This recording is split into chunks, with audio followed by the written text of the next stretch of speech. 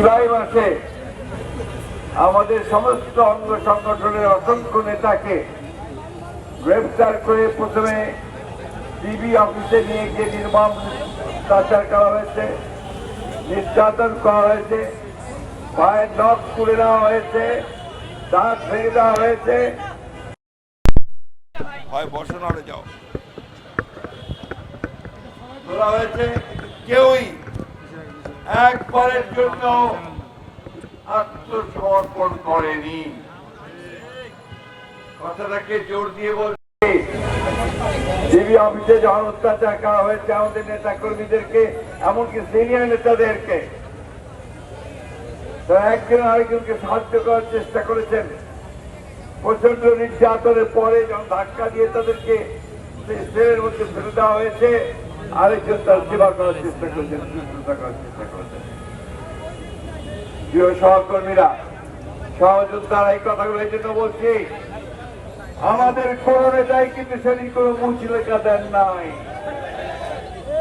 আমি এই জন্যই এতক্ষণ এই কথাটা বললাম। আজকে টেলিভিশনে, আজকে পত্র পত্রিকায় বারবার করে এই ডিবি অফিসের ছবি দেখানো হয়। আমাদের যে নির্যাতিত নেতা কর্মীরা, যাদের নখ তুলে নেওয়া হয়েছিল, হাত ভেঙে দেওয়া হয়েছিল, ঝুড়িয়ে পিটিয়ে মারা হয়েছিল, এমনকি আমাদের সিনিয়র লিডার টুকু সাহেবকে পর্যন্ত সেদিন ছাড় দেওয়া হয় নাই। কই আমাদের সাংবাদিক ভাইরা তো তাদের ছবি চাপে না। আমি অনুরোধ করব, প্লিজ, কালোকে কালো বলবেন, সাদাকে সাদা বলবেন, এবং যার যে অবদান আছে সেই অবদানকে স্বীকার করবেন। আমরা কেউ এই মুচলেখা দেয়নি, কোন অত্যাচারের মুখে দেয়নি। বন্ধুগণ, আজকে এই দিনটি এই জন্য আমাদের কাছে খুব অত্যন্ত গুরুত্বপূর্ণ। আমি এখনই মুন্নাকে জিজ্ঞেস করছিলাম যে এই আন্দোলনে, এই জুলাইয়ের আন্দোলনে যুবদলের কয়জন শহীদ হয়েছে? সে বলল ৭৯ জন। ছাত্র দলের তার কয়েকদিন আগে প্রোগ্রাম করেছে, ছাত্র দলের ১৪২ জন। গোটা বাংলাদেশ সেদিন নেমে এসেছিল। শুধুমাত্র কোন কয়েকটি দল, কয়েকটি ছেলে, ছাত্র নয়, সেই ৫ বছরের শিশু থেকে শুরু করে ৯০ বছরের বৃদ্ধ পর্যন্ত সেদিন এই ফ্যাসিস্ট হাসিনার বিরুদ্ধে রাস্তায় নেমে এসেছিল বন্ধুগণ।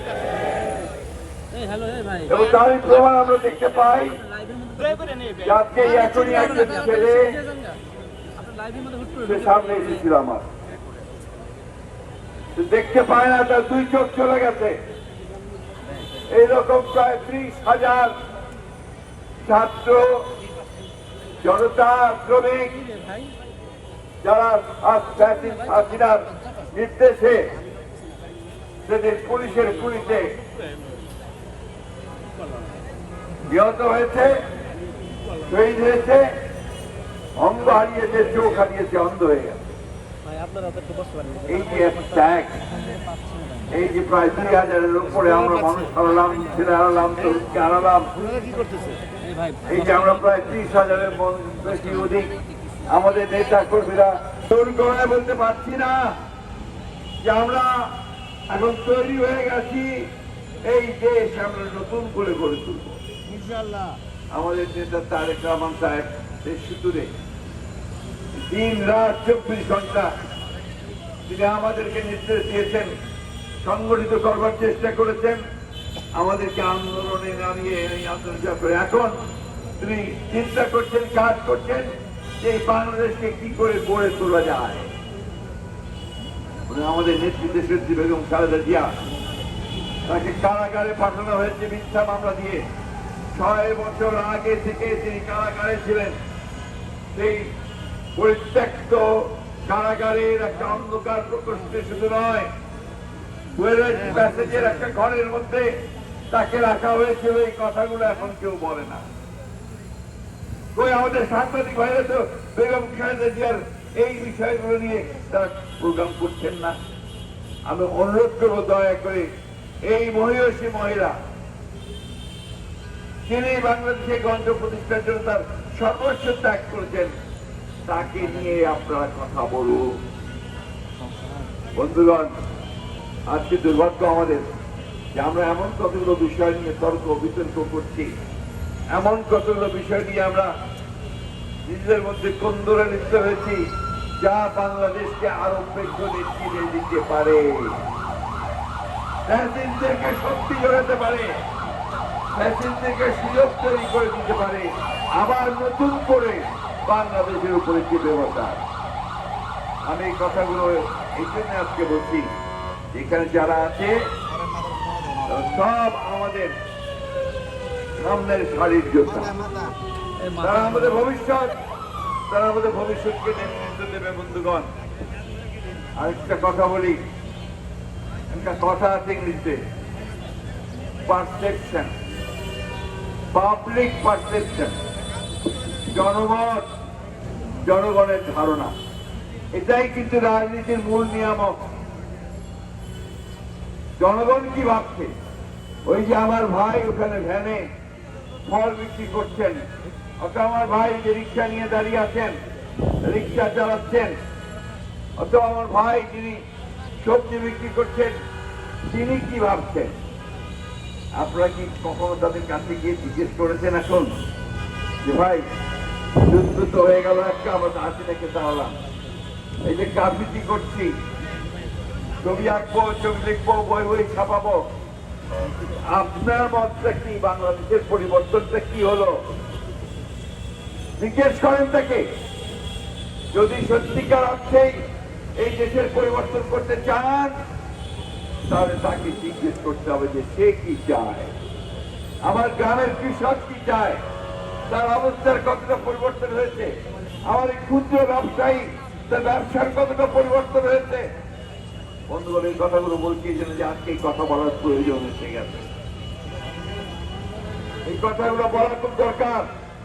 বর্তমান সরকার যারা প্রতি মুহূর্তে সংস্কারের কথা বলছেন, রাজনৈতিক দলগুলোকে দোষারোপ করার চেষ্টা করছেন ইনডাইরেক্টলি, যে আমরা কোঅপারেট করছি না, কথাগুলো সঠিক নয়। আমরা সারাক্ষণ তাদের এই সংস্কার কর্মসূচির সঙ্গে আমরা সহযোগিতা করি, আমরা সারাক্ষণ সবাইকে নিয়ে কাজ করতে চাই। কই হাসিনার বিচারের তো এখন পর্যন্ত তেমন কিছু আমরা দেখতে পেলাম না। কেন পেলাম না? 1 বছর হয়ে গেল, হাসিনার বিচার কাজ শুরু হয়ে গেল না। এখন পর্যন্ত তো সেই সমস্ত হত্যাকারীদের যারা প্রকাশ্যে হত্যা করেছে, আপনার বিবিসি তার অডিওতে দেখাচ্ছে যে হাসিনা নির্দেশ দিয়েছে গুলি করো, লেটার উইপন ইউজ করো। এইগুলো কেন এখন পর্যন্ত সেটা আসেনি? প্লিজ এই বিষয়গুলোকে আপনারা সাংবাদিক ভাইরা দয়া করে আপনারা একটু পজিটিভলি চিন্তা করে সামনে আসেন। আপনারা অত্যন্ত ভালো কাজ করেছেন, অনেক ঝুঁকি নিয়েছেন, আপনাদের সাংবাদিক ভাইরা অনেকেই শহীদ হয়েছে। আপনারা সবসময় বাংলাদেশের মানুষের যে ন্যায্য আন্দোলন, গণতান্ত্রিক আন্দোলন, অধিকারের আন্দোলন, সেই আন্দোলনের পাশে আপনারা দাঁড়িয়েছেন, লড়াই করেছেন। এই বাংলাদেশ ইতিহাসটাই হচ্ছে আপনার সেই ইতিহাস। সেই ইতিহাসকে সমুন্নত রাখতে আমার সেই শিশু সন্তানটি যে এসে দেয়ালের মধ্যে সে কাঁচা হাত দিয়ে একটা ছবি আঁকার চেষ্টা করেছে, যে কথাটা কিছুক্ষণ আগে নয়ন বলছিল, নয়ন একটি তাত্ত্বিক কথা বলছিল, যেটা অনেকেই আমরা বুঝি না। ফ্রিডম, ফ্রেটার্নিটি অনেকে বুঝতে পারি না। আসলে এইটা বহু কালে মানব সভ্যতার প্রথম থেকে মানুষ প্রতিবাদ করেছে অন্যায়। আমরা সে অন্যায়ের প্রতিবাদ করতে গিয়েই আজকে জান দিয়েছি, প্রাণ দিয়েছি। আমি তো যুবদল অনেক নেতাকে জানি যে তারা কেউ বাড়িতে থাকতে পারতো না, পালিয়ে পালিয়ে থাকতো, এক এলাকা থেকে আরেক এলাকায় গিয়ে থাকতো। আমি তো জানি যে এর মধ্যে তারা বাবাকে হারিয়েছে, মাকে হারিয়েছে, শিশুকে, সন্তানকে হারিয়েছে, তারা দেখতে দিতে পারে না। আমি তো জানি যে তারা চাকরি পায়নি, ব্যবসাও করতে পারেনি। এই একটা কঠিন অবস্থার মধ্যে দিয়ে তারা বেরিয়ে এসেছে। শক্তি চন্দ্র কিন্তু কোনদিন মাথা নত করে নাই, কোনোদিন আত্মসমর্পণ করে নাই। আমরা সেই দলকে নিয়ে আমরা গর্ব করি। কেন? যে আমাদের দলের প্রতিষ্ঠাতা শহীদ প্রেসিডেন্ট জিয়াউর রহমান এই দেশের স্বাধীনতা ঘোষণা করেছিলেন, যুদ্ধ করেছিলেন। আমাদের দলের প্রতিষ্ঠাতা তিনি বাংলাদেশের প্রথম সংস্কার শুরু করেছিলেন। শেখ মুজিবের একদলীয় শাসন ব্যবস্থা থেকে তিনি বহুদলীয় গণতন্ত্র নিয়ে এসেছিলেন। তিনি প্রথম অর্থনীতিতে তিনি সংস্কার শুরু করেছিলেন, গার্মেন্টস শুরু করেছিলেন, তিনি বিদেশের উৎপাদন শুরু করেছিলেন। দেশের বেগম খালেদা জিয়া সেই নেত্রী, তিনি আমাদেরকে সংসদীয় গণতন্ত্র উপহার দিয়েছিলেন এবং তত্ত্বাবধায়ক সরকার ব্যবস্থাটা তিনি নিয়ে এসেছিলেন আমাদের কনস্টিটিউশন।